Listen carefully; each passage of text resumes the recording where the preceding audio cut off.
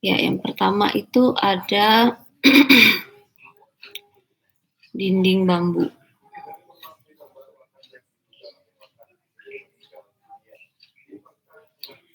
Oke, dinding bambu itu masih bisa kita lihat pada rumah-rumah tradisional atau sering disebut juga rumah gedek ya, yang memakai anyaman bambu seperti ini. Nah, kalau di finishing dengan baik, sebenarnya tampilannya juga bagus ya untuk dijadikan sebagai dinding bangunan.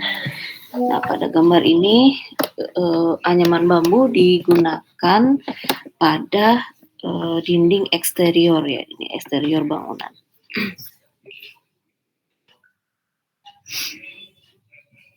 Nah, untuk karakteristiknya sendiri, bambu itu mempunyai bentuk yang khas, bentuk yang artistik. Kemudian dari segi warna juga mempunyai bawaan warna yang alami. Nah, jadi bambu yang masih muda itu yang baru saja dipotong ya, berwarna hijau. Sedangkan yang sudah agak tua dan sudah dikeringkan itu seperti warna ini ya, warna kecoklatan dan teksturnya juga halus.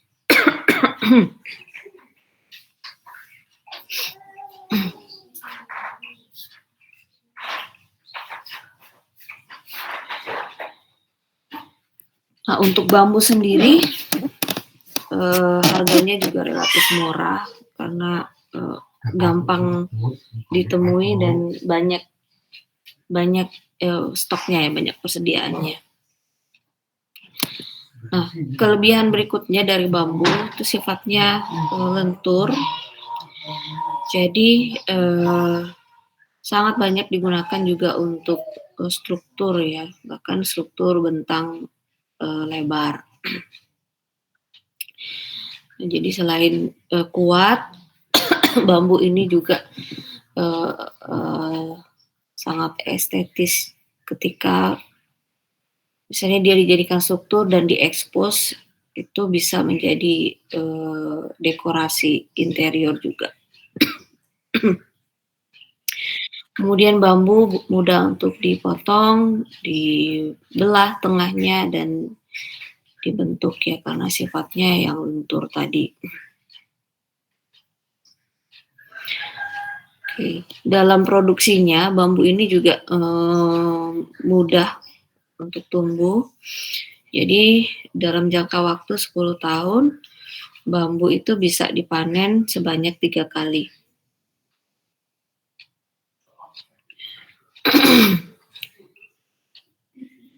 Oke, nah kemudian bambu ini juga material yang sustainable, dia tidak menimbulkan polusi ya, atau tidak menimbulkan karbon. Nah, kemudian semua bagian dari bambu, hampir semua bagian dari bambu ini bisa untuk dimanfaatkan. Nah, untuk dinding bambu yang berupa anyaman atau bahkan yang berupa potongan belahan bambu itu kadang diproduksi berupa panel-panel ya, dan dipasang. Ketika sudah dipasang supaya awet ya, selain ada proses sebelumnya, misalnya ada proses pengeringan melalui di oven. Nah, untuk finishingnya juga menggunakan cat khusus supaya dia secara tekstur lebih mengkilap dan untuk menjaga keawetannya juga. Nah, berikut ini adalah contoh anyaman dari bambu ya. Ada berbagai jenis anyaman dari bambu. Nah, sebagian besar juga bisa dimanfaatkan untuk material dinding. Oke, kelebihan dari bambu, materialnya sangat ringan, tahan terhadap gempa, dan jika dirawat dengan baik ya, jika diproduksi dengan baik dan dirawat dengan baik, bambu ini dapat bertahan hingga puluhan tahun.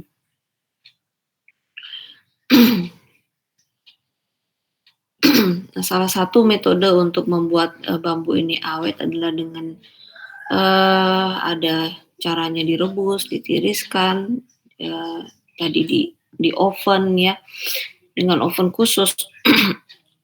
Ini bisa mengawetkan bambu agar rayap dan mikroorganisme yang lain itu tidak terdapat lagi pada batang-batang bambu tersebut. Nah, namun bambu ini juga mempunyai kekurangan ya, kalau tidak diproduksi dengan baik seperti metode-metode yang sebelumnya saya sebutkan tadi, bambu itu sangat mudah untuk membusuk. Nah, jika juga tidak dirawat dengan benar, nanti akan muncul serangga, muncul jamur, bakteri yang bisa merusak tanaman bambu kalau tidak melalui proses yang tadi ya, dan jika tidak di-finishing dengan baik. Nah, kemudian kelemahan bambu yang berikutnya adalah bambu ini sangat rawan terbakar.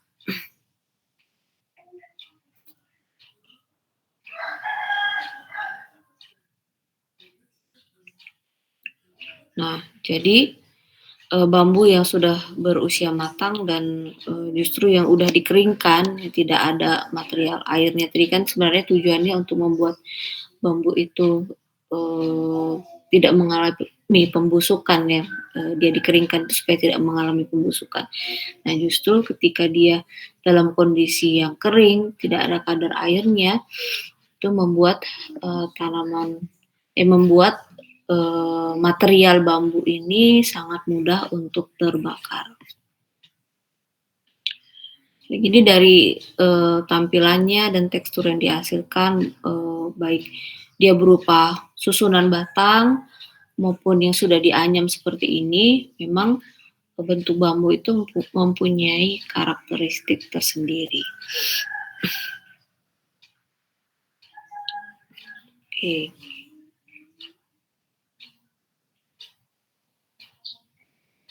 Nah, jadi bambu itu tadi adalah material yang ringan ya. Jadi misalnya dia digunakan sebagai dinding partisi, itu strukturnya sangat mudah untuk dibongkar pasang.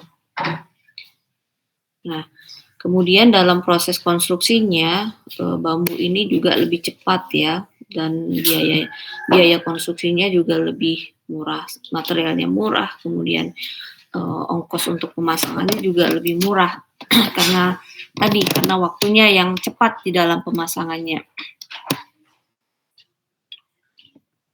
Nah, dinding bambu yang dianyam itu bisa juga di plester ya. Nah, jadi ini adalah contoh modul. Dia ada yang dindingnya dinding penuh, kemudian ada yang dipasang pintu, dipasang jendela, dipasang pintu dan jendela. Kemudian ada yang panelnya bentuknya sama, kemudian ada yang dipasang di atas untuk dinding yang dekat dengan atap. Nah, di sini saya ambil dari workshop bambu ya, dari ITB. Di sini yang digunakan itu full bambu semua untuk dinding dan juga beton dan kolomnya. Nah, jadi anyaman bambu tadi itu dipasang pada kolom-kolom bambu dan balok kolom bambu dengan cara diikat ya. Nah, sistem pengikatnya juga seperti ini. Sampai kepada atapnya juga rangkanya menggunakan material bambu, kecuali pondasi ya. Pondasi itu pakai batu kali. Nah, jadi ini proses penganyaman modul bambu tadi, ya tadi ada beberapa modul ya. Jadi bambu yang sudah dianyam, kalau saya rasa ini bambunya masih agak ini ya, agak mentah gitu, belum melalui proses-proses yang saya sampaikan tadi. Nah, sehingga nanti dindingnya ini, dinding yang dianyam ini, finishingnya dia akan di plester. Nah, jadi di sini anyaman bambu tersebut diikatkan pada bilah bambu yang batang bambu yang dibelah ya. Jadi ada yang di bagian depan dan di bagian belakang itu diikatkan. Nah, kemudian untuk memasang jendela, itu anyaman bambunya itu dipotong pada bagian lubang jendela. Dan untuk bingkai jendelanya dikaitkan juga pada bilah kolom ya. Jadi letak kusen itu diapit oleh 2 buah kolom. Nah, untuk kusen jendela itu dipasang pada modul dinding, jadi tidak boleh memotong kolomnya. Nah, yang dipotong itu adalah anyaman bambunya, anyaman dinding.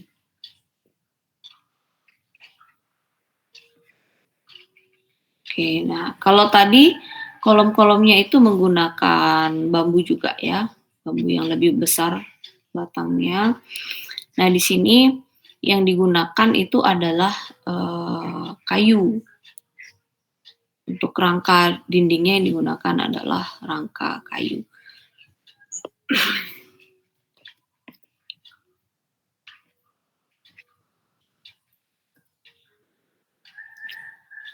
Oke. Nah, berikutnya ini adalah potongan dinding bambu yang mengalami plesteran ya, yang sudah diplester.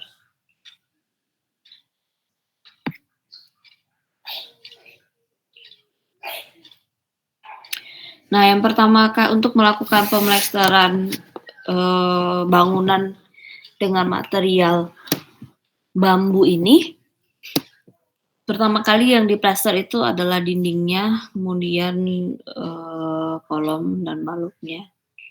Untuk campuran plesternya itu sendiri menggunakan campuran perbandingan 1:5 ya, 1 semen, 5 pasir perbandingannya.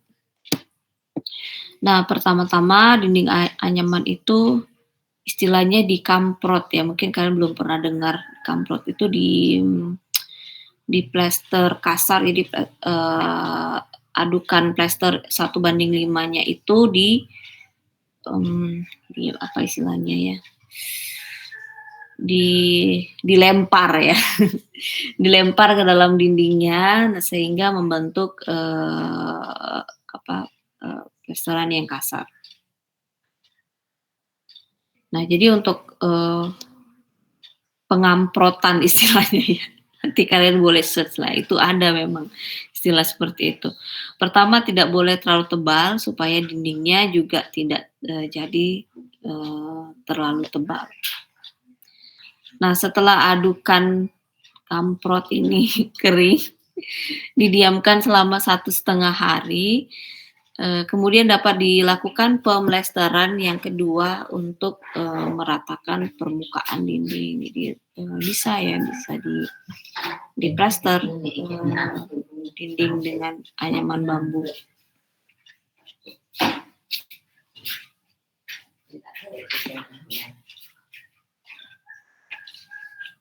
Nah, kemudian ini adalah susunan bilah-bilah bambu ya, jadi tidak dianyam seperti tadi. Ini contohnya pada sebuah pagar eksterior. Di sini menggunakan rangka ya. Jadi menggunakan rangka besi yang dicat dengan pola-pola tertentu, kemudian pola-pola itu diisi oleh susunan bambu yang vertikal dan horizontal.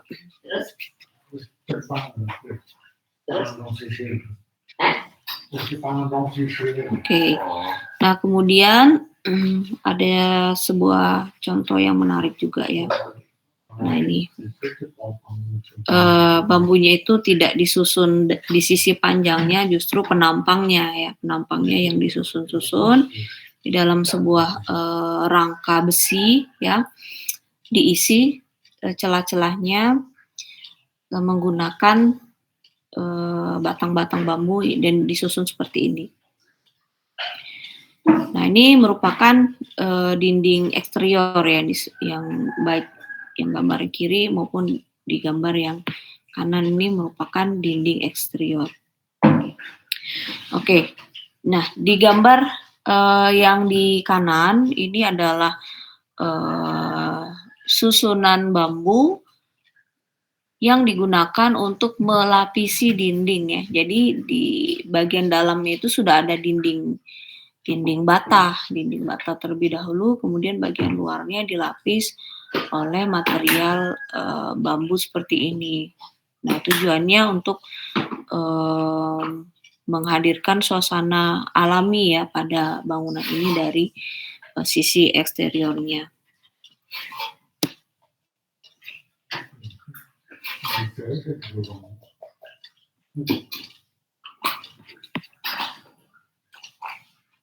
Oke, nah kemudian ini juga contoh yang menarik ya. Nah, jadi di sini dinding bambu digunakan sebagai pengganti roster. Penggunaan dinding bambu berongga sebagai roster ini terdapat pada bangunan yang dirancang oleh Benjamin Gracia Saxe ya. Nah, dengan konsep dinding berpori dan panelnya itu susunan panelnya cukup besar ya, itu menghadirkan suasana ya, ruang yang sejuk dan penghawaan alami melalui lubang-lubangnya. Dan dari segi tampilan ini juga menarik dari sisi dalam maupun dari sisi luar bangunan. Oke. Nah, jadi selain tadi ada metode pengawetan bambu ya, ada yang ditiriskan, ada yang dihilangkan kadar airnya, ada yang di oven. Nah, bisa juga mencampurkannya dengan bahan kimia tertentu. Dan ada juga caranya untuk mengawetkan bambu itu dengan melumuri solar ya pada bambunya. Kemudian ketika sudah didiamkan beberapa waktu, maka akan dibersihkan kembali supaya bisa dipakai ulang ya.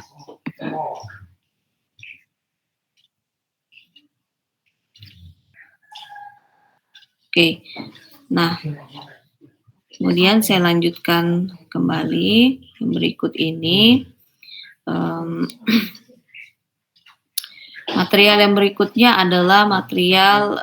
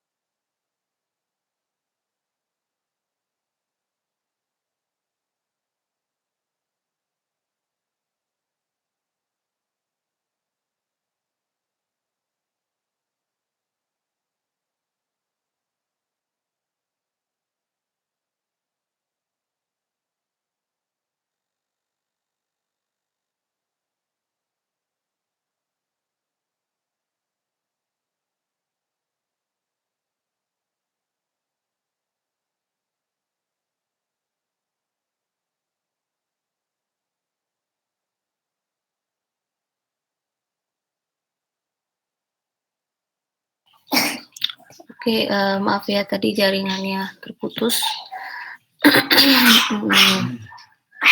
Baik, saya lanjutkan kembali. Yang berikutnya itu ada fiber semen. Fiber semen ini biasanya diproduksi dalam rupa panel-panel ya. Nah, untuk material pembentuknya sendiri, fiber semen ini terbuat dari campuran ada tanah liat, pasir, pulp, kemudian semen dan serat selulosa atau fiberglass yang sifatnya kuat dan tidak mudah pecah. Untuk kelebihan fiber semen ini, yang pertama itu ringan, kemudian tahan terhadap kelembapan atau tahan terhadap air dan tahan juga terhadap panas dan tahan api. Nah, jadi ini jauh lebih baik dibandingkan dengan papan lain yang berdasar kayu. Nah, untuk fiber semen sendiri di pasaran itu merek dagangnya sering kita kenal GRC ya, papan GRC. Oke, kemudian material panel fiber semen juga tahan terhadap serangan rayap. Jadi untuk penggunaannya itu bisa dalam jangka waktu yang lebih lama. Nah, di dalam produksinya untuk papan fiber semen ini ada yang dalam ukuran 4 mm sampai ukuran 20 mm. Jadi sudah lebih tebal dari dinding ya. Namun materialnya maksudnya lebih tebal dari dinding bata. Namun bobotnya lebih ringan ya, lebih ringan dari dinding bata. Kemudian fiber semen ini juga cukup aman karena tidak mengandung asbestos ya. Nah, jadi fiber semen ini selain bisa digunakan untuk material dinding interior maupun eksterior, juga bisa digunakan untuk material plafon ya. Jadi aman karena tidak mengandung asbes lagi. Oke, kemudian karena fiber semen ini diproses pabrikasi ya, sudah berupa panel-panel, maka untuk finishing-nya dia juga halus dan memberikan kesan yang sangat rapi. Nah, memang untuk pengerjaannya juga membutuhkan tukang yang terampil untuk memasangnya.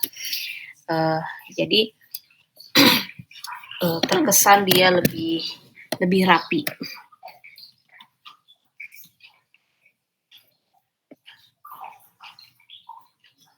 Oke, nah ini adalah contoh panel fiber semen yang dipasang pada eksterior bangunan, ya. Ini cukup tebal ya.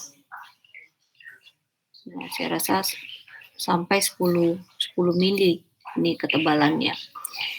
Nah, jadi ini digunakan pada eksterior bangunan untuk untuk melindungi dari cahaya matahari ya. Kalau kita lihat di baliknya itu sebenarnya ada bukaan, ada jendela. Nah, jadi bisa ditutup dan bisa dibuka. Oke, material fiber semen sendiri ya sebenarnya kalau tanpa finishing juga bisa kelihatan bagus ya. Ini contohnya, ini juga tidak di finishing. Dari pabrik panel-panelnya sudah seperti ini ya, dan bisa di custom ya dengan modul-modul tertentu dengan ukuran tertentu. Ini ada ukuran yang panjang, ini ada ukuran yang bujur sangkar, ini lebih kecil lagi. Jadi bisa di custom dan diproduksinya itu di pabrik ya, sehingga memang dia lebih presisi dan lebih halus hasilnya. Oke, nah untuk pemasangan panel fiber semen sendiri, Jadi fiber semen ini juga bisa berupa lembaran-lembaran seperti triplex ya ukurannya. Ada yang kecil seperti ini, ya, relatif kecil, maksudnya ada yang berupa lembaran papan yang juga ukurannya lebar ya, lebar dan panjang. Contohnya ini. Nah, untuk pemasangannya juga cukup mudah. Fiber semen ini adalah contoh pemasangan dengan menggunakan rangka baja ringan ya. Jadi biasanya disekrup kalau menggunakan rangka baja ringan. Jadi selain baja ringan, fiber semen juga bisa dipasang pada rangka kayu.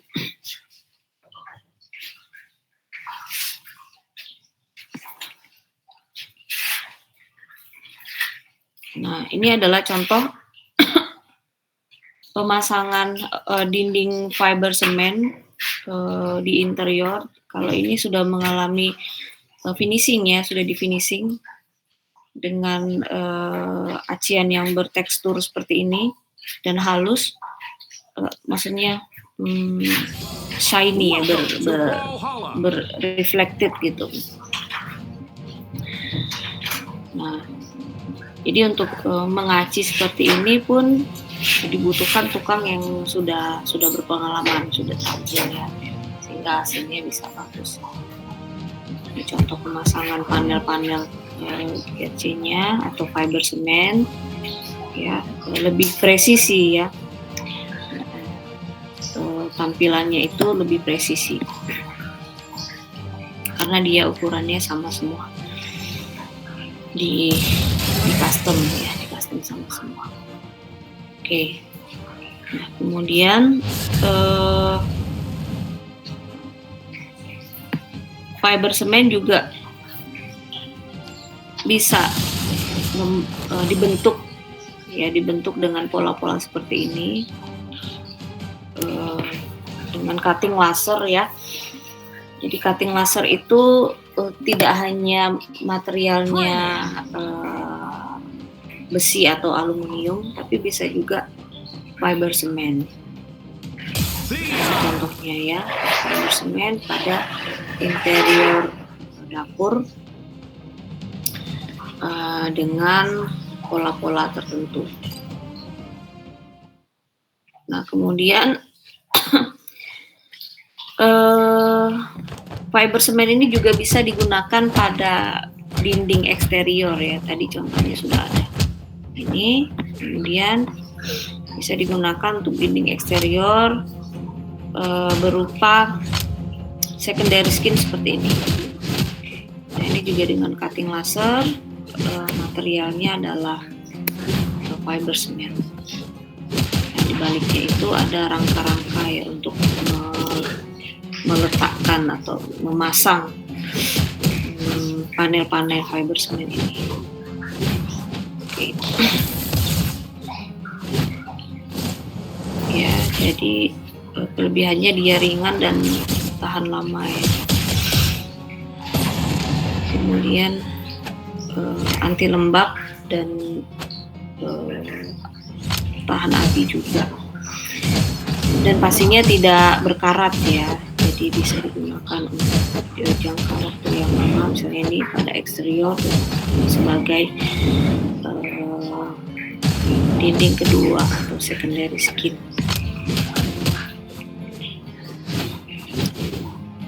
Oke. Nah, ini adalah contoh fiber semen yang juga digunakan pada eksterior bangunan. Ya. Jadi yang ini tidak di finishing, dari segi warna dan teksturnya tetap mempunyai karakter yang spesifik ya.